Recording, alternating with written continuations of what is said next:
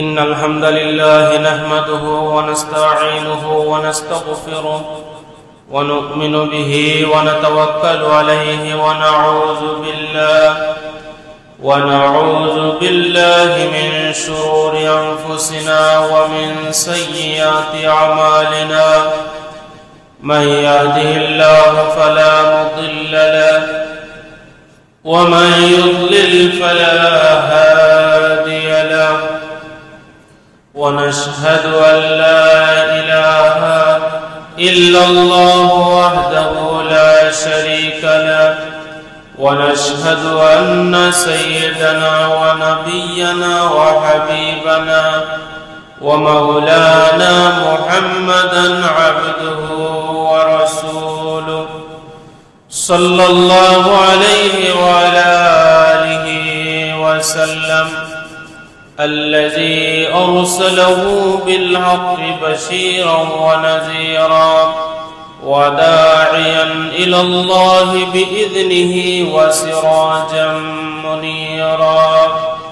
أما بعد، فقد قال الله تعالى في كلامه المجيد: أعوذ بالله من الشيطان الرجيم.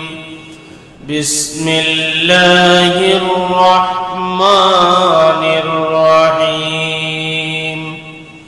يا أيها الذين آمنوا اتقوا الله وذروا ما بقي من الربا إن كنتم مؤمنين، فإن لم تفعلوا فأذنوا بحرب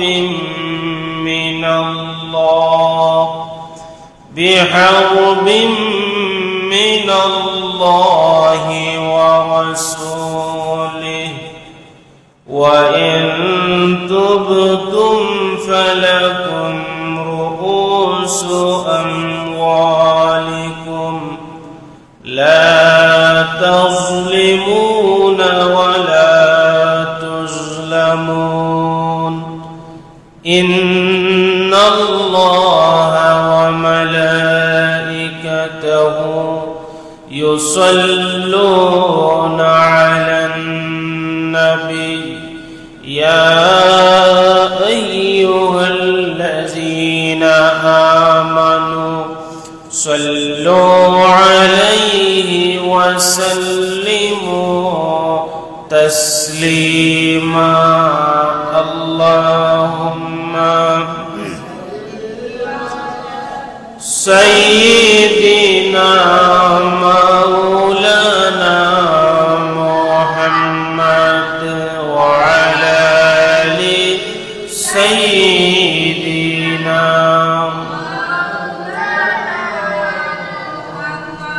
اللهم سيدنا مولانا محمد وعلى آل سيدنا.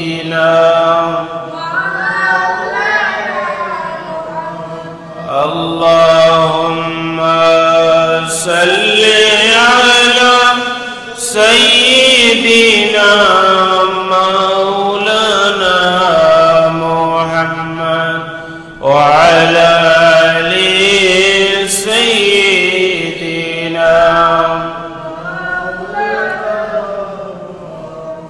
بلغ العلا بكماله كشف الدجى بجماله حسنت جميع خصاله صلوا عليه.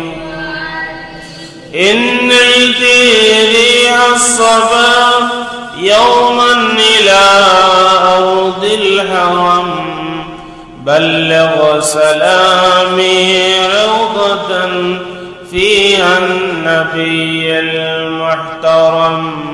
بلغ العلا بكماله كشف الدجى بجماله حسنت جميع خصاله صلوا عليه সম্মানিত মুসল্লিয়ানে کرام মহান আল্লাহ রাব্বুল আলামিনের দরবারে আমরা প্রাণ খুলে শুকরিয়া আদায় করছি যে আল্লাহ রাব্বুল আলামিন আমাকে আপনাকে আজকের এই মহতি দিন আল্লাহ রাব্বুল আলামিনের খানায় কাবার টুকরা মসজিদে এসে বসার তৌফিক দান করেছেন। আমরা সকলে অন্তঃস্থল থেকে শ্রদ্ধা ভক্তির সাথে কালিমাতুশ শুকর উচ্চারণ করে বলছি আলহামদুলিল্লাহ।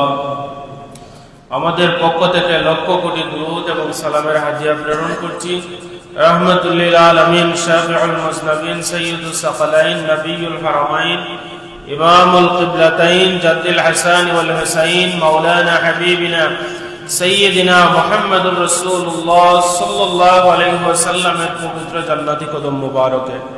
সম্মানিত মুসল্লিয়ানে کرام, আমি কোরআনুল কারীমের সূরা বাকারা থেকে দুইখানা আয়াতে কারিমা তিলাওয়াত করেছি। আল্লাহ রাব্বুল আলামিন আমাকে তৌফিক দান করলে এই আয়াতগুলোর আলোকে আপনাদের সামনে দুই একটা কথা উপস্থাপন করব। ওয়ামা তৌফিকি ইল্লা বিল্লাহ।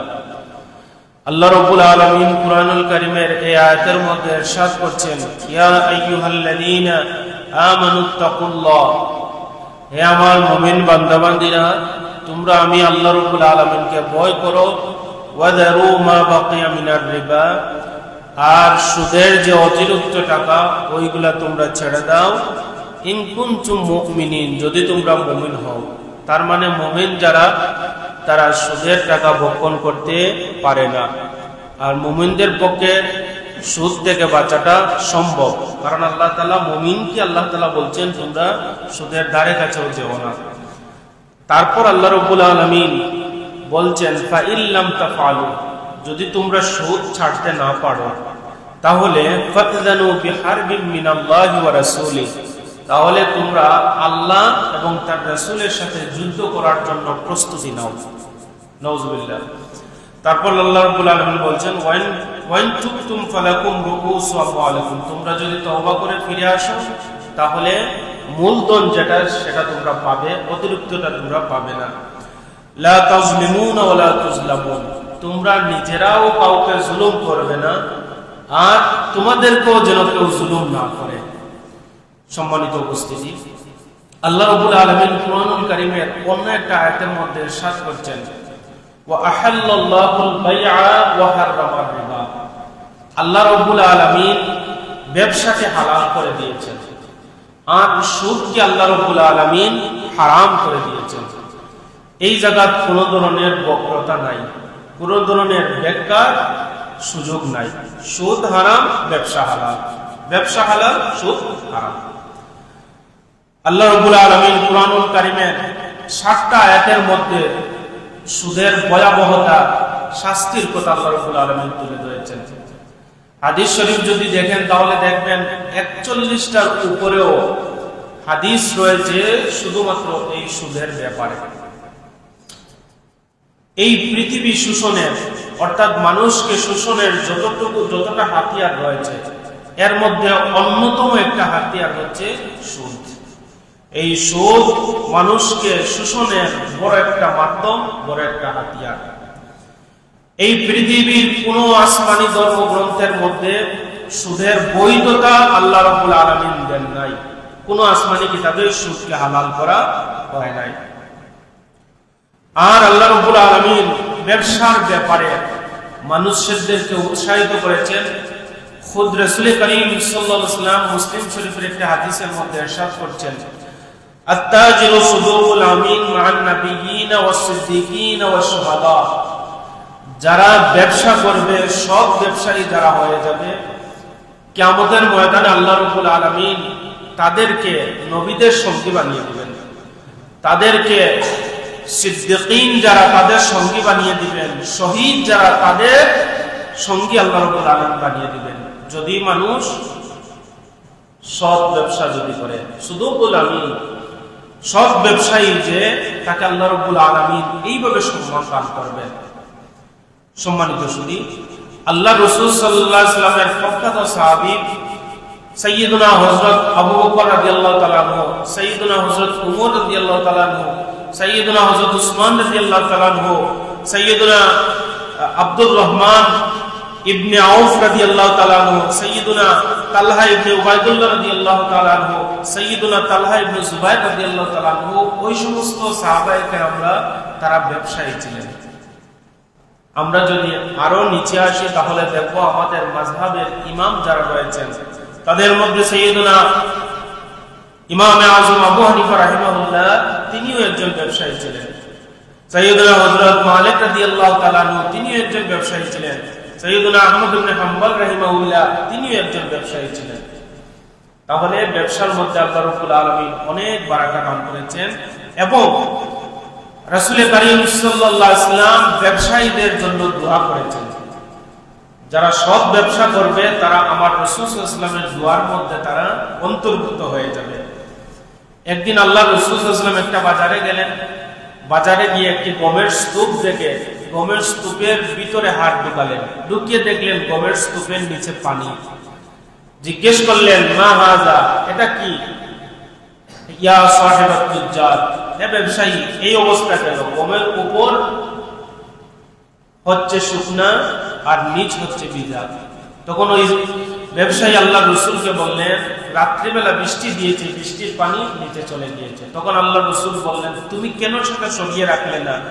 যারা মান আশানা ফালাইসা মিন্না, যে ব্যবসায়ী তার ব্যবসার মধ্যে মানুষকে ধোঁকা দেয় সে আমার উম্মতের অন্তর্ভুক্ত নয়। এজন্য আপনি যখন ব্যবসা করবেন, ব্যবসার মধ্যে আপনার ভালো মাল যদি থাকে, ভালো মাল একদিকে রাখবেন, তার চাইতে নিম্নমানের মাল থাকে অন্যদিকে রাখবেন, তার চাইতে নিম্নমানের নাম অন্যদিকে রাখবেন। আপনি নিম্নমানের মাল আপনি এক নম্বর মাল বলে যদি আপনি বিক্রি করেন, আল্লাহ রাসূল বলছেন ওই ব্যবসায়ী আমার উম্মত হওয়ার কোনো সুযোগ নাই। এই ব্যবসায়ের উপর লানত বর্ষিত হয়। আপনি বলে ব্যবসা করবেন যে এটা এই, এটা এই, এইরকম ব্যবসা করেন, আপনি আল্লাহ রাসূল সাল্লাল্লাহু আলাইহি ওয়াসাল্লামের দোয়ার মধ্যে শামিল হয়ে যাবেন। এই জন্য আল্লাহ রাসূল সাল্লাল্লাহু আলাইহি ওয়াসাল্লাম বলেছেন, তোমরা ব্যবসা করো, ব্যবসায়ে 10 ভাগের 9 ভাগ রিজিক আল্লাহ রাব্বুল আলামিন রেখে দিয়েছেন। সুবহানাল্লাহ। এই জন্য আল্লাহ রাসূল সাল্লাল্লাহু আলাইহি ওয়াসাল্লাম ব্যবসা করতে আমাদের উদ্বুদ্ধ করেছেন, ব্যবসায়ের জন্য দোয়া করেছেন। আর এর বিপরীতে সুদকে আল্লাহ রাব্বুল আলামিন নিশ্চিহ্ন করে দিয়েছেন। আমার রাসূল সাল্লাল্লাহু আলাইহি ওয়াসাল্লাম বারবার এই সুদের ভয়াবহতার কথা মানুষদের সামনে তুলে ধরেছেন। এই সুদের আরবি হচ্ছে রিবা। সুদকে আরবি ভাষায় বলা হয় রিবা। সুদের সংজ্ঞা এটা এসেছে কুল্লু কারদিন জাররান নাফআন ফাহুয়া রিবা, অর্থাৎ ঋণের শর্তে মেয়াদের শেষে মূলধন সহ যে অতিরিক্ত দেওয়া হয় এটার নাম হচ্ছে সুদ। সুদকে মূলত 2 ভাগে ভাগ করা হয়েছে। লম্বা আলোচনায় যাচ্ছি না, শুধু এই আইডেন্টিফিকেশনটা আপনাদের সামনে তুলে ধরছি। তার আগে আল্লাহ রাব্বুল আলামিন কুরআনুল কারীমের মধ্যে বলছেন, ইয়ামহাকুল্লাহুর রিবা ওয়া ইউরবিস সাদাকাত। আল্লাহ রাব্বুল আলামিন সুদকে নিশ্চিহ্ন করে দিয়েছেন আর সদকাকে আল্লাহ রাব্বুল আলামিন বর্ধিত করে দিয়েছেন। সুদী ব্যবসা করবেন, আল্লাহ তাআলা নিশ্চিহ্ন করে দিবেন। এটা কার ওয়াদা? আল্লাহ তাআলার ওয়াদা। সদকা দিবেন, অর্থাৎ আপনি যাকাত দিবেন, সদকা দিবেন, দান খয়রাত করবেন, আল্লাহ তাআলা বাড়িয়ে দিবেন। এটা আল্লাহর ওয়াদা। এই ফয়সালার বিপরীত কোনো ফয়সালা আপনার করার কোনো সুযোগ নাই। আপনি দেখবেন ক্ষণিকের জন্য এই সুদী লেনদেন যারা করে অনেক টাকা অর্জন করে, অনেক লাভ অর্জন করে, বাসা বাড়ি বিল্ডিং ওইগুলা করে ফেলে, কিন্তু আল্লাহ তাআলা যে বলেছেন ইয়ামহাকুল্লাহুর রিবা, আল্লাহ তাআলা সুদকে নিশ্চিহ্ন করে দিয়েছেন। দেখবেন আপনার চোখের সামনে ওইগুলা একদিন দুনিশ্বাস হয়ে যাবে, সে নিঃস্ব হয়ে যাবে। এটা কার ওয়াদা? আল্লাহ রাব্বুল আলামিনের ওয়াদা। এই জন্য আল্লাহ রাব্বুল আলামিন বলছেন, তোমরা যদি আমি আল্লাহকে ভয় করো, তোমরা যদি মুমিন হয়ে যাও, মুমিন হয়ে যদি থাকো, তাহলে মা বাকিয়া মিনাল ওয়াজারু মা বাকিয়া মিনাল রিবা, সুদী কারবারের মধ্যে যদি থাকো ওইগুলা তোমরা ফেলে দাও, ওইগুলা ছুঁড়ে ফেলে তোমরা। কারণ আমার মুমিন বান্দাবান্দিরা আমি আল্লাহকে ভয় করলে সুদের কারবার করতে পারে না, সুদের লেনদেন করতে পারে না, সুদের সাথে সম্পর্ক তার থাকতে পারে। সম্মানিত সুদী, সুদকে 2 ভাগে ভাগ করা হয়েছে। একটা হচ্ছে রিবান নাসিয়া। রিবান নাসিয়া হচ্ছে বাকিতে ঋণের সুদে যেটা দেওয়া হয়। 100টা 1 বছরের জন্য আনলেন, 1 বছর পরে 10 টাকা দিলেন, সংক্ষেপে বলছি এই যে 10টা টাকা দিলেন এর নাম হচ্ছে সুদ। এই হচ্ছে এক প্রকার সুদ। আরেক প্রকার সুদ হচ্ছে রিবাল ফাদল, অর্থাৎ পণ্যের বিনিময়ে একই জাতীয় পণ্যের কম পরিমাণের সাথে বেশি পরিমাণ দেওয়ার নাম হচ্ছে রিবাল ফাদল। 1 মণ আপনি ধান আনলেন, পরের বছর 2 মণ ধান আপনি দিলেন, এই যে 2 মণ ধানের লেনদেন করলেন অতিরিক্ত, এর নাম হচ্ছে সুদ। তাহলে পণ্যের ক্ষেত্রেও সুদ করা যাবে না, টাকার ক্ষেত্রেও সুদ করা যাবে না।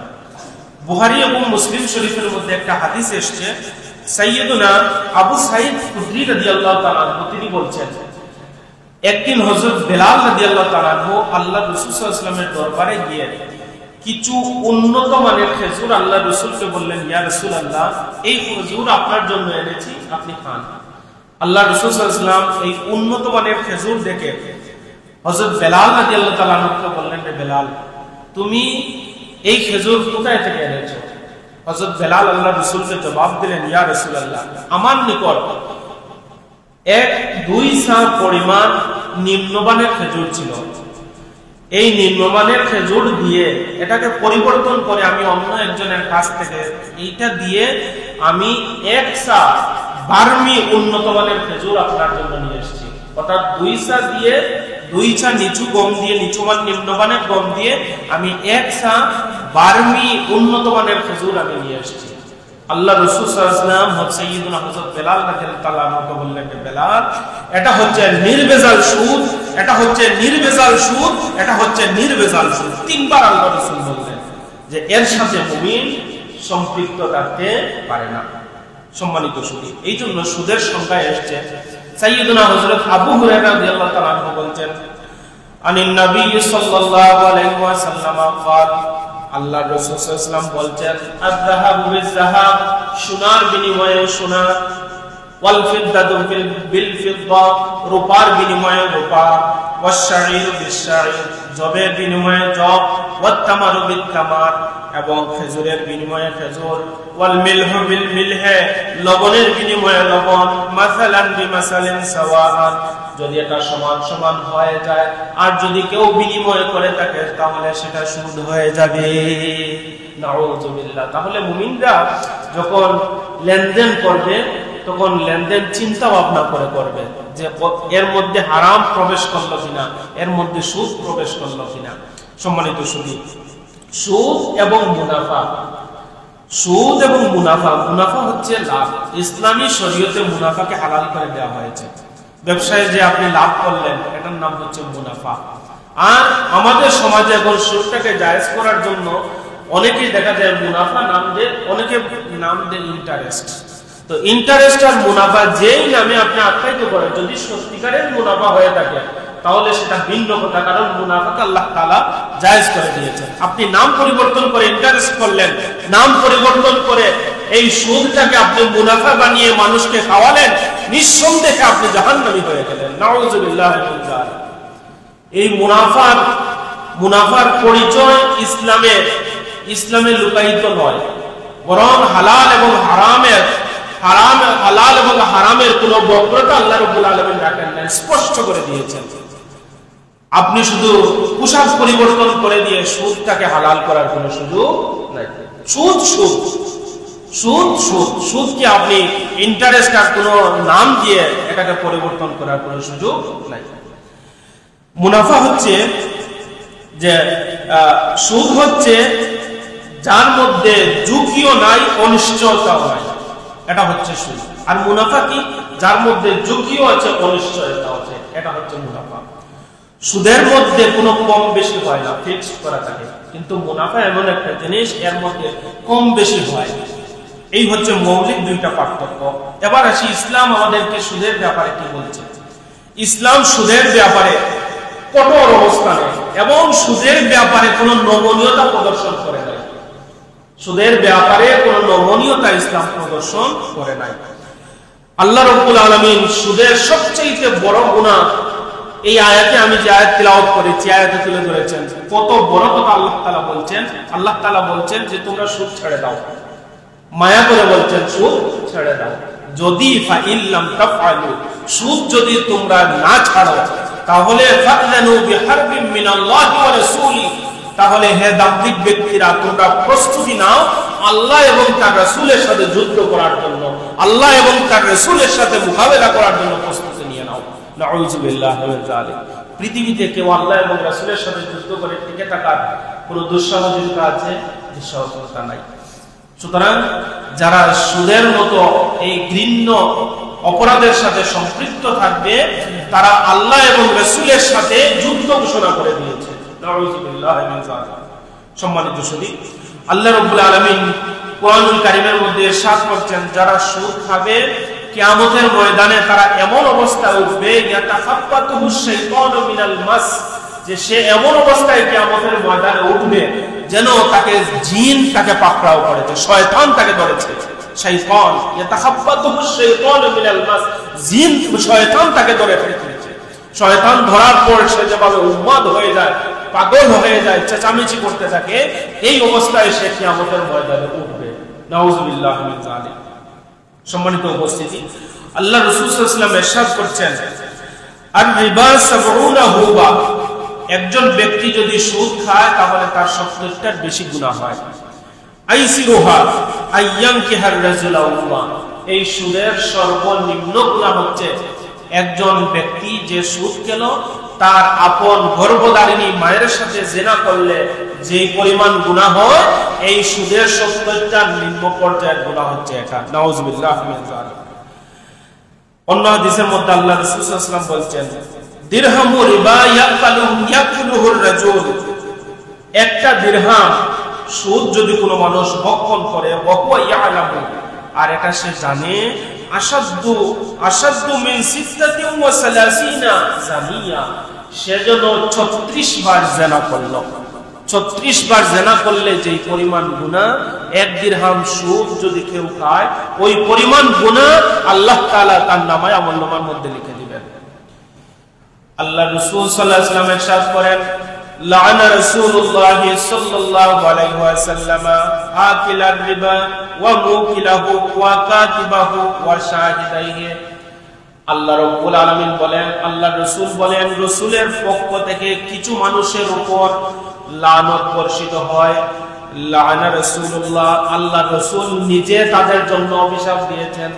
তার মধ্যে 1 নম্বর হচ্ছে যারা সুদ খায়, 2 নম্বর হচ্ছে যারা সুদ দেয়, 1 নম্বর হচ্ছে যারা সুদ দেয়, 2 নম্বর হচ্ছে যারা সুদ খায়, 3 নম্বর হচ্ছে সুদ খাওয়া দেওয়া নেওয়ার ক্ষেত্রে যারা লিখে এবং লিখা দেওয়া নেওয়া লিখার ক্ষেত্রে যারা সাক্ষ্য থাকে।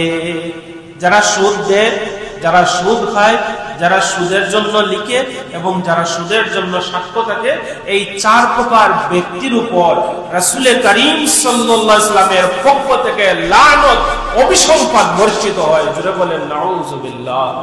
যদি আপনার উপর আমার উপর, আল্লাহ না করুক, আল্লাহ করুক না, আর রাসূলের উপর থেকে যদি লানত বর্ষিত হয় তাহলে তো আমার দুনিয়াও গেল, আখিরাতও গেল, আমার আর বাঁচার কোনো সুযোগ নাই। সম্মানিত সুধী, ইবনে মাসউদ রাদিয়াল্লাহু তাআলা আনহু তিনি বলেন, সুদী লেনদেনের মাধ্যমে একজন মানুষ যতই উন্নত হোক না কেন, একদিন না একদিন আল্লাহ রাব্বুল আলামিন ওই মানুষকে নিশ্চিহ্ন করে দিবে। এই পৃথিবীতে মানুষ যত পাপ করে তার পাপের চিহ্ন তার চেহারার মধ্যে ফুটে ওঠে না, কিন্তু কিয়ামতের ময়দানে মানুষের পাপের চিহ্ন তার চেহারার মধ্যে ফুটে উঠবে। এই জন্য সুদী কারবারের সাথে যদি কেউ থাকে তাহলে আমাদেরকে বেরিয়ে আসতে হবে। আর আল্লাহ রাব্বুল আলামিন বলছেন, ইয়া আইয়ুহান নাসু কুলু মিম্মা ফিল আরদি হালালান তাইয়্যিবা, হে আমার বান্দা বান্দীরা, তোমরা এই পৃথিবীতে বিচরণ করো আর এই পৃথিবীর হালাল খাবারগুলা তোমরা ভক্ষণ করো। কারণ আল্লাহ রাব্বুল আলামিন আমার এই দেহ পুরা হালাল অবস্থায় তৈরি করেছেন, হালাল অবস্থায় প্রস্তুত করেছেন। আর আমরা এই হালাল শরীরের মধ্যে যখন হারাম প্রবেশ করাই তখন আমার এই হালাল শরীরটাও হারামের স্পর্শে হারাম হয়ে যায়। আল্লাহ রাসূল বলেন, একজন মানুষ যদি হারাম কোনো জিনিস ভক্ষণ করে আর তার শরীরের যেই মাংস গোশত টুকরাটা ওই হারাম খাদ্য উৎপন্ন হলো, এই গোশতের টুকরা, এই অংশটা কোনোদিন আল্লাহর জান্নাতে প্রবেশ করতে পারবে না। আল্লাহ রাসূল বলেন একজন ব্যক্তি যদি সুদ খায়, আল্লাহ রাসূল বলেন একদিন আমি রাত্রেবেলা স্বপ্নে দেখলাম কিছু মানুষের পেট বড় বড় উঁচু, পেট উঁচু অবস্থায়, আর তাদের পেটের মধ্যে সাপ বিচ্ছুগুলা দৌড়াদৌড়ি করছে আর তারা চেঁচামেচি করছে। আমি জিবরিলকে বললাম, জিবরিল মান হাউলাই, ওই সমস্ত লোক কারা? তখন জিবরিল জবাব দিলেন, হাউলাইয়া কালতার রিবা, তারা হচ্ছে ওই সমস্ত মানুষ যারা দুনিয়ায় থাকতে সুদ ভক্ষণ করত। আল্লাহ রাসূল বলেন আমি যখন মেরাজে গেলাম আমি দেখলাম একটা রক্তের একটা বড় একটা সাগর, আর ওই সাগরের মধ্যে কিছু মানুষ হাবুডুবু খাচ্ছে। তারা যখন সাঁতার কাটতে কাটতে তীরে চলে আসছে, আমি দেখলাম তীর থেকে কিছু ফেরেশতারা তাদের মাথার উপর পাথর নিক্ষেপ করছেন, মাথা ফেটে চৌচির হয়ে যাচ্ছে, আবার তারা সমুদ্রের মধ্যখানে চলে যাচ্ছে, মাথা আবার আগের মতো হয়ে যাচ্ছে, আবার তীরে আসছে, আবার তাদের উপর পাথর নিক্ষেপ করা হচ্ছে, মাথা চৌচির হয়ে যাচ্ছে, চিৎকার চেঁচামেচি করছে। আমি জিবরিলকে জিজ্ঞেস করলাম, রে জিবরিল ওই সমস্ত মানুষ কারা? হযরত জিবরিল জবাব দিলেন, তারা হচ্ছে যারা সুদ দুনিয়ায় থাকতে সুদ ভক্ষণ করত। নাউযুবিল্লাহ, যারা সুদ ভক্ষণ করত তাদেরকে আল্লাহ রাব্বুল আলামিন এইভাবে শাস্তি দিবেন। এইজন্য আল্লাহ রাসূল বলেন, লা তাযালু কদামা আবদিন ইয়াউমাল কিয়ামা, কিয়ামতের ময়দানে একজন মানুষ যতক্ষণ পর্যন্ত আল্লাহর দরবারে দাঁড়িয়ে 5টা প্রশ্নের জবাব দিতে পারবে না, ততক্ষণ পর্যন্ত একটা কদম সে এগোতে পারবে না। একটা কদমও এগোনো সম্ভব নয়, একটা কদমও সে সামনে যেতে পারবে না যতক্ষণ পর্যন্ত না 5টা প্রশ্নের জবাব আল্লাহ রাব্বুল আলামিনের দরবারে দাঁড়িয়ে মানুষ দিতে না পারবে। সম্মানিত শুনি, আল্লাহ রাব্বুল আলামিন মানুষকে প্রথম যে প্রশ্নটা করবেন সেটা হচ্ছে আন উমরিহি ফিমা আফনা, আমাকে আপনাকে সবাইকে আল্লাহ রাব্বুল আলামিন জিজ্ঞেস করবেন, আমি তোমাকে হালাল যে একটা শরীর দান করেছিলাম, হালাল যে একটা জীবন দান করেছিলাম, এই জীবন তুমি কিভাবে অতিবাহিত করে এসেছো? জীবনটা তুমি কিভাবে অতিবাহিত করে এসেছো? প্রথম প্রশ্ন করবেন। 5টা প্রশ্নের প্রথম প্রশ্ন হচ্ছে তোমাকে আমি যে জীবন দান করেছিলাম এই জীবনটা তুমি কিভাবে কাটিয়ে এসেছো? তোমাকে যে চোখ দিয়েছিলাম এই চোখ কিভাবে ব্যয় করেছো? হাত দিয়েছিলাম, হাত কোন কাজে ব্যয় করেছিল? বডি দিয়েছিলাম, এই বডি কোন কাজে তুমি ব্যয় করেছিল? তোমার যে হাত, কান, চোখ, এই সমস্ত বডিতে আমি দান করেছিলাম, এটা আমার পক্ষ থেকে দান, এই শরীর তোমার নয়। আল্লাহ তাআলা বলছেন, কুল ইন্না সলাতি ওয়া নুসুকি ওয়া মাহইয়ায়া ওয়া মামাতি লিল্লাহি রাব্বিল আলামিন, আমার নামাজ, রোজা, হায়াত, মওত, জীবন আল্লাহর জন্য, লিল্লাহি রাব্বিল আলামিন। সম্মানিত শুধু এই জন্য একজন মানুষ চাইলেও সে সুইসাইড করতে পারে না, কারণ এই জীবনের মালিক তো আমি নই, এই জীবনের মালিককে আল্লাহ রাব্বুল আলামিন।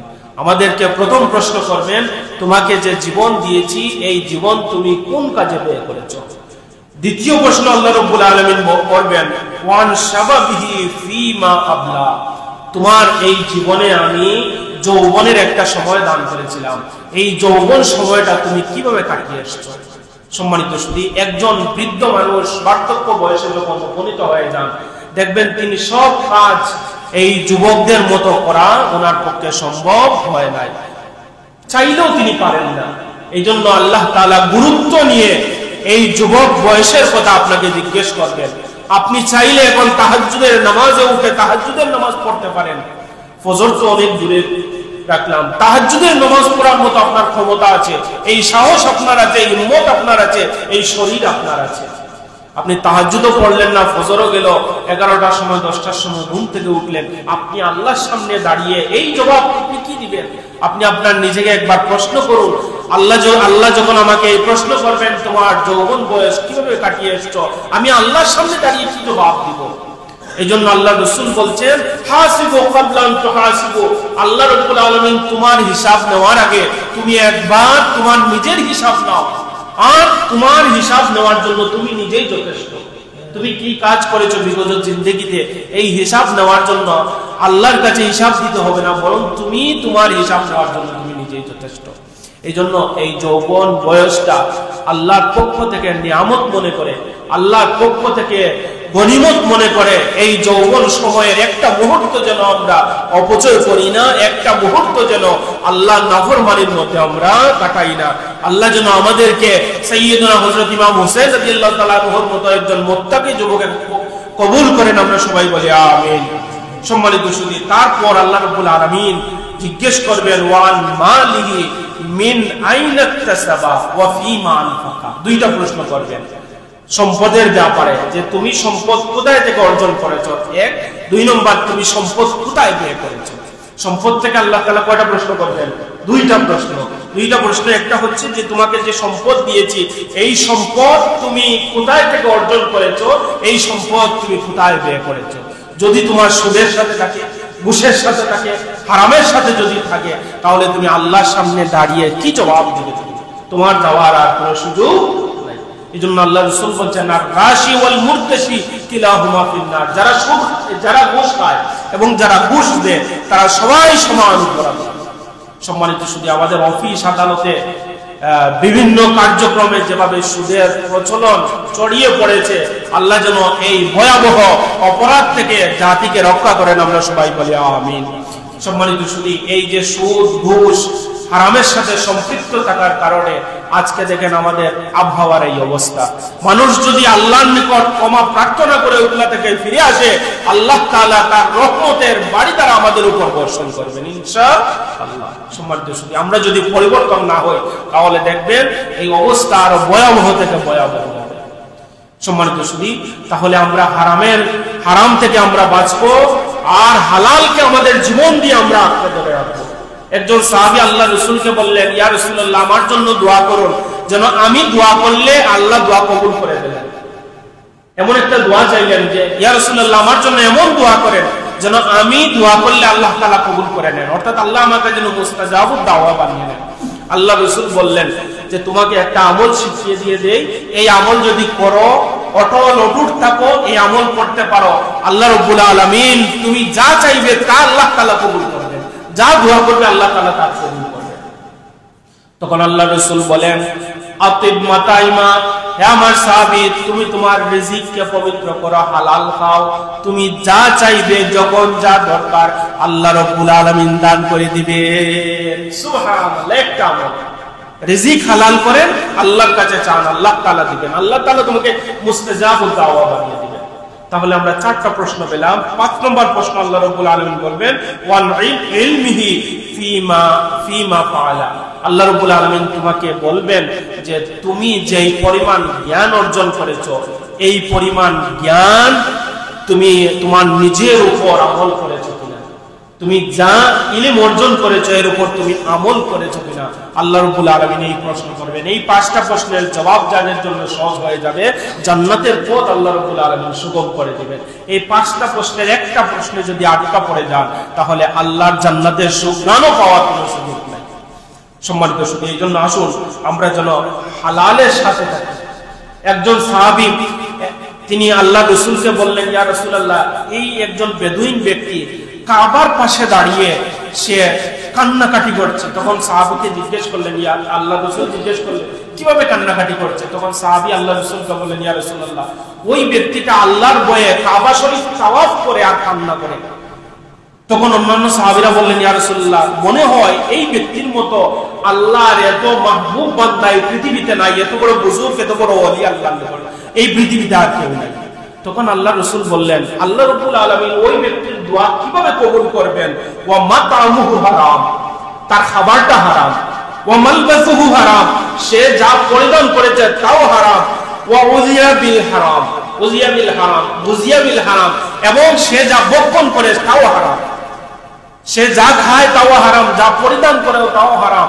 আর সে এইভাবে যে রোনাজারি করছে, কান্নাকাটি করছে, আল্লাহ কিভাবে তার দোয়া কবুল করবে?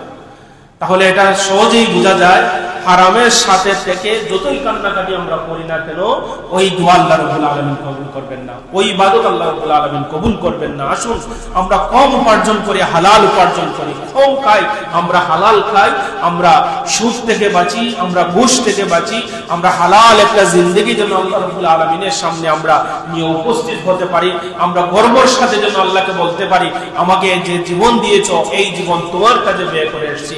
আল্লাহ রাব্বুল আলামিন আমাকে আপনাকে সবাইকে কবুল করুন। আমরা উচ্চ আওয়াজে বলি আমিন।